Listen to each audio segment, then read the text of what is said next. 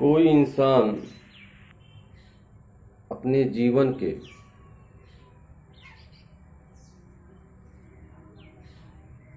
भौतिक, आध्यात्मिक या किसी भी आयाम में कितनी भी दूर चला जाए, ये मूल रूप से इस पर निर्भर करता है उसमें कितनी ऊर्जा भरी हुई है।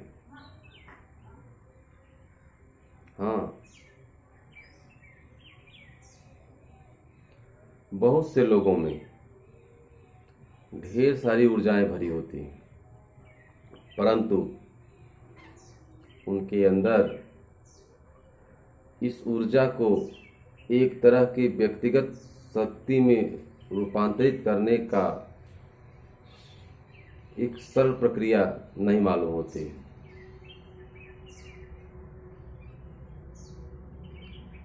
आपकी शक्ति की संभावनाएं आपके जीवन की तीव्रता और गहराई को तय करती है और यह भी तय करती है कि आप अपने जीवन के जिस क्षेत्र में कार्य करना चाहते हैं उसमें आप कितने प्रभावी हैं। अगर आपको यह शक्ति चाहिए तो आपको अपनी ऊर्जा का इस्तेमाल बड़ी बुद्धिमानी से करना होगा।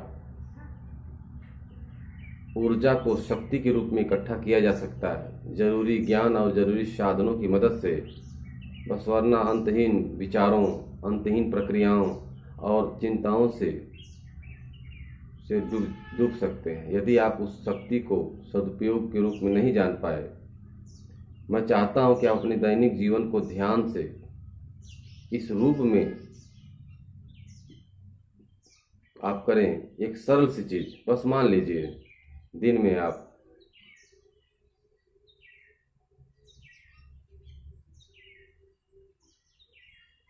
कितने शब्द बोलते हैं? आप कभी गिनते हैं? आप दिन में कितने शब्द का प्रयोग करते हैं? आपको ऐसा करना चाहिए, आपको गिनना चाहिए कि मैं दिन में कितना शब्द बोल लेता हूँ। कल एक अनुमान आप लगाइए कि सुबह से आप शाम तक कितने शब्द बोलते हैं। उसमें से अगले दिन 50% शब्द को आप कम करिए और वही चीज़ें कहिए। आप लोगों से संवाद खत्म नहीं कर रहे हैं, आप वही चीज़ कहिए, लेकिन 50% शब्दों का, कम शब्दों का प्रयोग करके आप निश्चित रूप से आपका भाषा कौशल बढ़ जाएगा और आप देखेंगे कि आपके अंदर एक व्यक्तिगत सुधार आपके अंदर आ रहा है। देखिए, इस बात के वैज्ञानिक प्रमाण हैं कि जब अभी आप यहाँ आराम की स्थिति में बैठे हैं, आपकी कम से कम 20% ऊर्जा आपके दिमाग में खर्च हो रही है। आप जितना ज़्यादा अपनी ऊर्जा को अनावश्यक शब्दों के प्रयोग में खर्च करेंगे, आपका दिमाग उतना ही कमज़ोर होता जाएगा। अगर आप अपने दिमाग का बिना वजह अस्थिर होना, हर समय पागल की तरह कूदते रहना इधर उधर, तो आप निश्चित रूप से आपका कोई उद्देश्य पूर्ण नहीं हो सकता। इसलिए आप अगर स्थिर रहना सीख लें तो निश्चित रूप से ज़बरदस्त शक्ति पैदा होगी। अगर आप उसे रोकने की कोशिश करेंगे तो निश्चित रूप से, अगर आप अचानक से किसी बात को रोकने का प्रयास करेंगे तो आप निश्चित रूप से आपका दिमाग पागलों जैसा व्यवहार करने लगेगा। इसलिए आप सब कुछ करिए, जो भी आप पहले से करते आ रहे हैं वो सब कुछ करिए, लेकिन अपनी बातों को, अपने शब्दों को कुछ कम करना शुरू करिए। जिस शब्द को आप 10 शब्दों में कह करके आप अपनी बात को, व्यवहार को प्रकट कर रहे हैं, उसको आप 5 शब्दों में ही कह के प्रकट करिए। जिसको आप 20 शब्दों में कह के आप अपनी बात को प्रकट कर रहे हैं, उसमें आप 15 शब्दों का प्रयोग करें।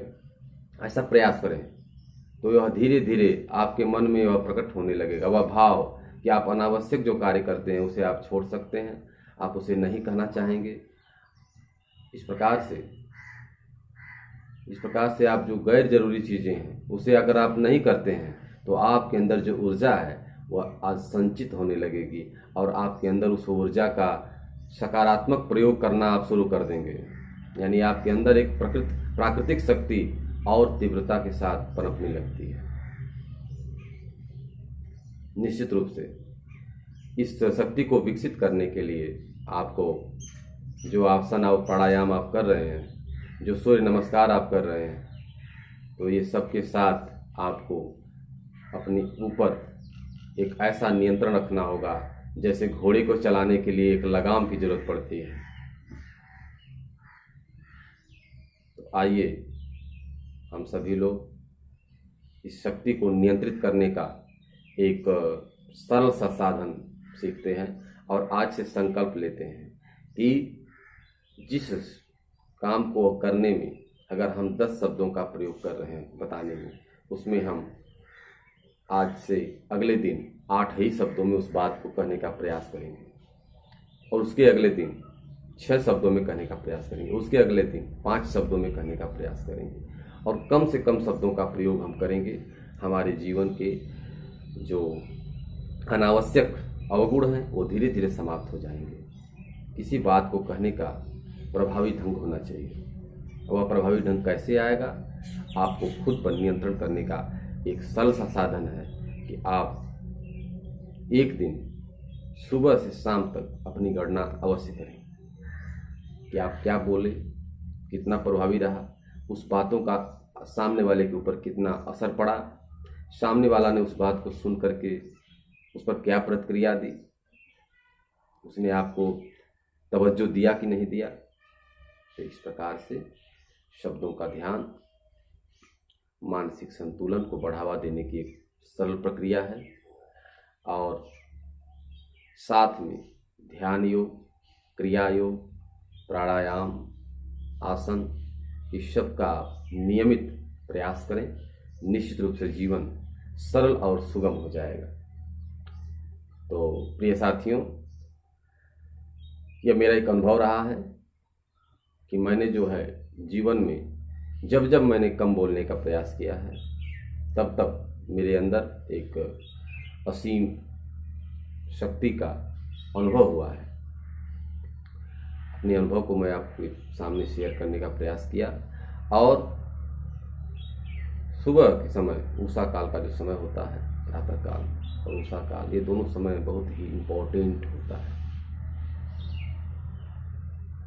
सूर्योदय और सूर्यास्त, ये दो प्रकृति के दो हथेलियां हैं समझ लीजिए, और जब आप इसको मिलाते हैं तो आप एक सम हो जाते हैं।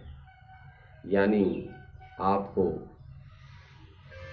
इस प्रकृति से सीखना चाहिए। जैसे यदि आप अपने को संतुलित रखना चाहते हैं तो 2 काम निश्चित रूप से प्रतिदिन करना चाहिए। आपका निश्चित रूप से पूरे शरीर का जो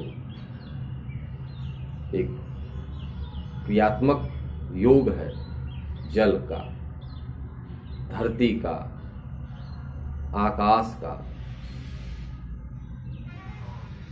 अग्नि का, ये सारा एक शक्ति के रूप में, ब्रह्मांडीय शक्ति के रूप में परिवर्तित हो जाएगा और वह शक्ति आपके पूरे शरीर में काम करने लगेगी। यह भाव के साथ आप प्रातःकाल अपने दोनों हाथों को प्रणाम की मुद्रा में जोड़ करके कम से कम 125 बार, मैंने 125 बार का इसलिए प्रयोग किया कि आप उससे ज़्यादा भी कर सकते हैं, उससे कम भी कर सकते हैं, लेकिन यदि आप ऐसा एक प्रयास करें कि हम 1 मिनट या 1.5 मिनट या 2 मिनट इसका एक दूसरे को घर्षण करते हुए ताली बजाएं तेज तेज, तो निश्चित रूप से ये शक्ति आपके अंदर जागृत अवस्था में होने लगेगी। तो प्रिय साथियों, इस ताली का प्रयोग ये है।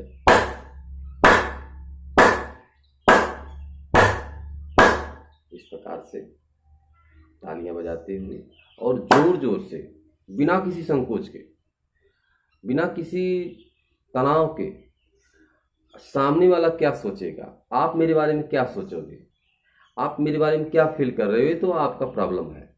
मैं अपने बारे में क्या सोच रहा हूँ, ये मेरा प्रॉब्लम है। इसलिए यदि आपको ये लगेगा कि सामने वाला क्या सोचेगा, मेरा पड़ोसी क्या सोचेगा, मेरे चाहने वाले क्या सोचेंगे, अरे भाई ये सुबह सुबह कैसा ताली बजा रहा है, सुबह सुबह क्यों हंस रहा है, तो ये क्या है कि आपकी मानसिकता विकृत है, आप अपने में नहीं हैं।